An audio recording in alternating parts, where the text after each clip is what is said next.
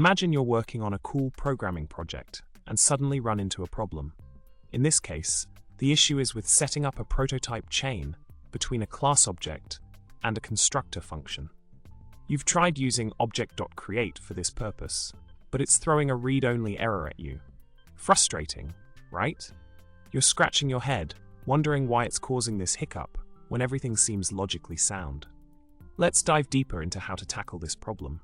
Now, let's delve into the solution that can help you overcome this hurdle. By setting a prototype's prototype, you can avoid overwriting your class's essential methods while injecting other prototypes into the prototype chain.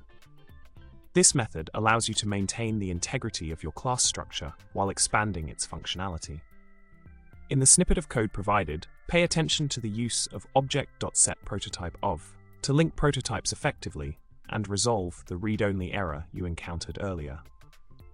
By following this approach, you can seamlessly create the prototype chain you need for your project to thrive.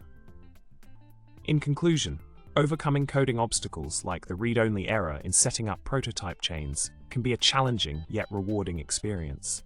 By carefully implementing the solutions provided and understanding the underlying principles, you can enhance your programming skills and achieve your project goals with confidence. Keep coding, keep learning, and remember to subscribe, like, and comment with your thoughts and feedback. Happy coding, and may your prototypes always be chain-proof.